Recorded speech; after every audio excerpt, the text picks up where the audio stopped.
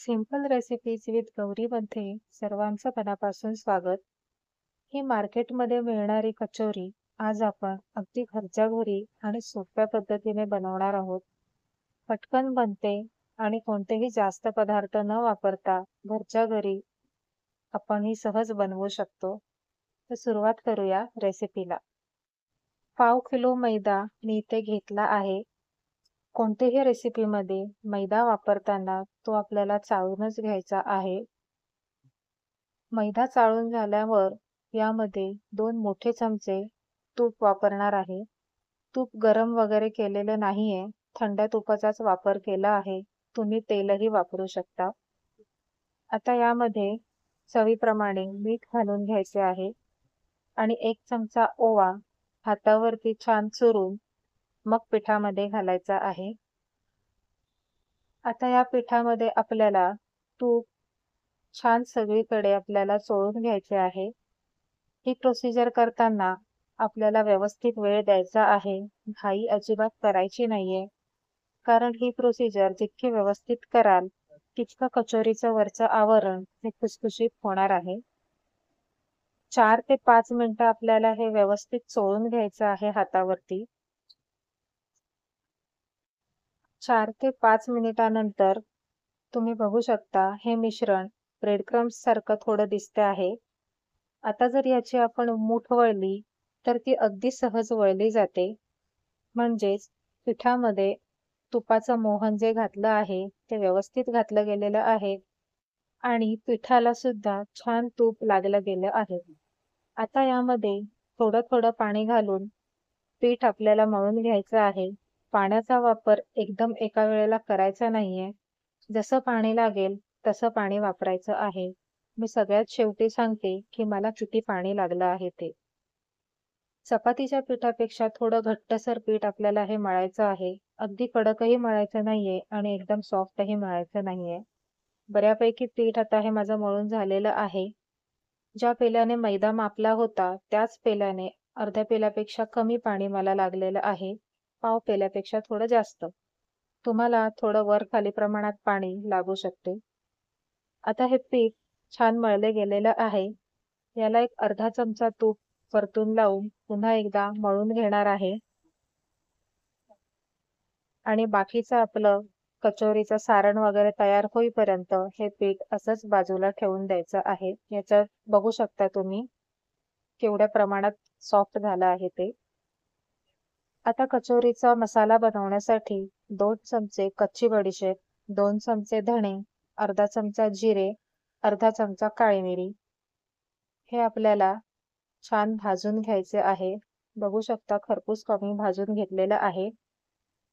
आता गॅस बंद करून मिक्सरच्या भांड्यामध्ये काढून घ्यायचं आहे आणि पूर्ण थंड झाल्यावर जाडसर वाटून घ्यायचं आहे. मूग डाळ मी इथे 1 तास भिजवून घेतली होती. 1 वाटी ही मूग डाळ आहे. पाव किलोसाठी 1 वाटी मूग डाळ बरोबर आहे. बघा ही नखानी तोडली तर सहज तुटते. आता पाणी काढून ही सुद्धा मिक्सरमधून वाटून घेणार आहे. पॅनमध्ये 1 चमचा तेल घेतले आहे. त्यामध्ये ही वाटलेली मूग डाळ घालून घ्यायची आहे. तुम्हाला जर अगदी बारीक आवडत असेल तर तुम्ही त्याची बारीक पेस्टही करू शकता. जर जाडसर आवडत असेल तर थोडं जाडसर ठेवू शकता. तुमच्या हिशोबाने तुम्ही ती वाटून घ्यायची आहे, पण पाण्याचा वापर अजिबात करायचा नाही. आता ह्यातला पाण्याचा अंश जाईपर्यंत आपल्याला ही छान भाजून घ्यायची आहे. थोडीशी भाजल्या गेल्यानंतर यामध्ये 2 चमचे बेसन पीठ मी घातलं आहे. म्हणजे बाकीची राहिलेली मूग डाळ आणि बेसन पीठ हे छान भाजलं जाईल. आपल्याला खरपूस भाजून घ्यायचं आहे. अजिबात त्याच्यात ओलावा ठेवायचा नाहीये. एक 3 ते 4 मिनिटानंतर याचा रंग थोडा थोडा असा बदलत जातो.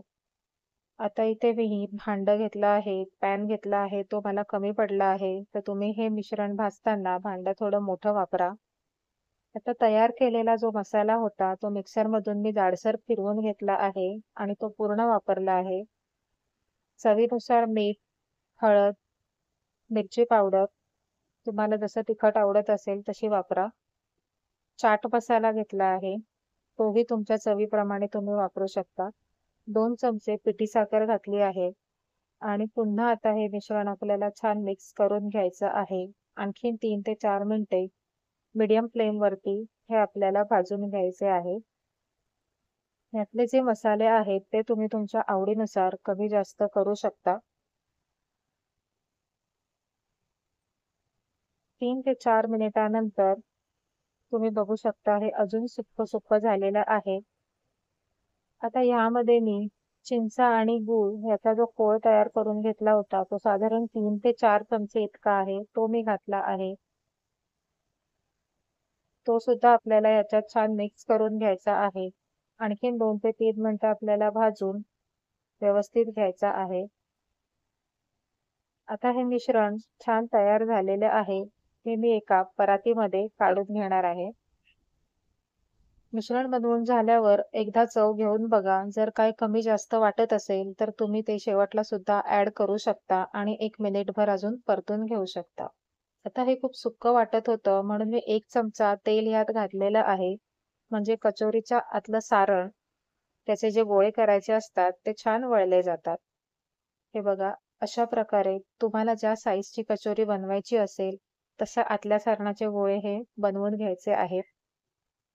आता याचप्रमाणे बाकीचे सर्व गोळे मी बनवून घेणार आहे. पाव किलोच्या या प्रमाणामध्ये 20 गोळे आपले हे मसाल्याचे तयार झालेले आहेत. आता बाकीच्या मैद्याचे सुद्धा मी याच्याच सारखे गोळे करून घेणार आहे. पुरीला घेतो त्यापेक्षा थोडासा जास्त पीठ आपल्याला वापरायचं आहे. तुम्ही बघू शकता मैद्याचे सुद्धा सर्व गोळे तयार झालेले आहेत.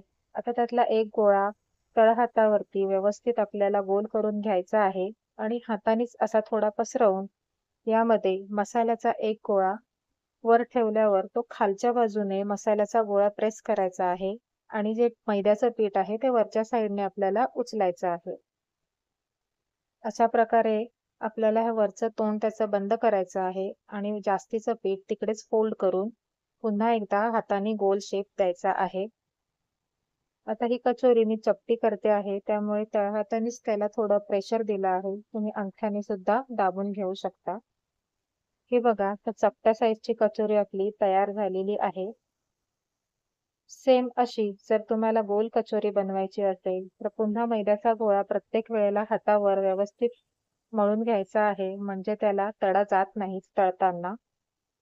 सेम प्रोसिजर करायची आहे, फक्त त्याला आपल्याला दाब न देता राऊंड शेप करायचा आहे म्हणजे ही गोल आकार कचोरी तयार होते. आता सर्व बाकीच्या कचोऱ्या सुद्धा मी बनवून घेते.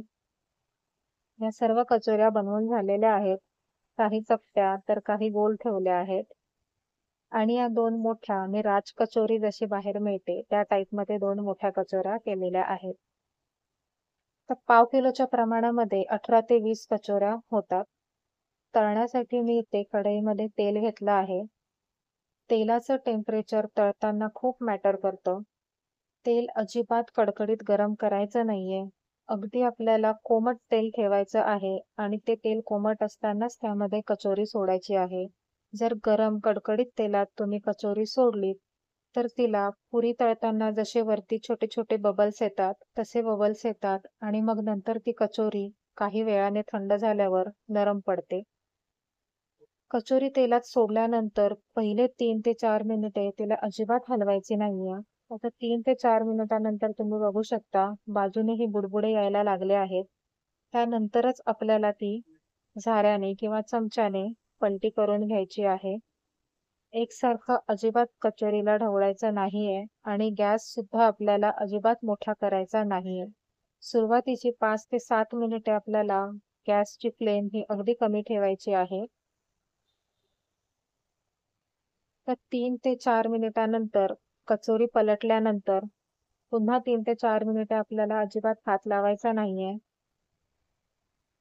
थोड्या वेळाने तुम्ही बघू शकता याचा कलर हा बिस्किट कलर सारखा झालेला आहे. आता या स्टेजला तुम्ही थोडासा गॅस वाढवू शकता.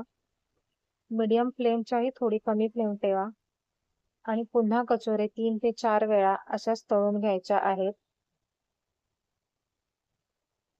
आणखीन 3 ते 4 मिनिटानंतर याचा कलर बघा तुम्ही आता पहिल्यापेक्षा थोडा डार्क झालेला आहे. आता या एकसारख्या हलवून आपल्याला सेम रंगावरती या तळून घ्यायच्या आहेत.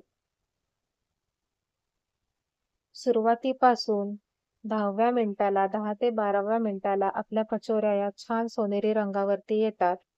तुम्ही बघू शकता या छान तयार झालेल्या आहेत तळून. सगळ्या एकसारख्या तळल्या गेलेल्या आहेत. या आता मी ताटात काढून घेते आणि बाकीच्या सर्व बॅच सुद्धा अशाच तळून घ्यायच्या आहेत. दुसरी बॅच तळताना महत्त्वाचे म्हणजे गॅस बंद करायचा आहे. तेलाचे टेम्परेचर पुन्हा आपल्याला नॉर्मल करून घ्यायचे आहे आणि मगच कचोरी तळायला सुरुवात करायची आहे. गरम तेलामध्ये गरम टेम्परेचर असताना कचोरी त्यामध्ये तळू नका. तर आपल्या या कचोऱ्या तयार झालेल्या आहेत. फरसाणांच्या दुकानात मिळतात.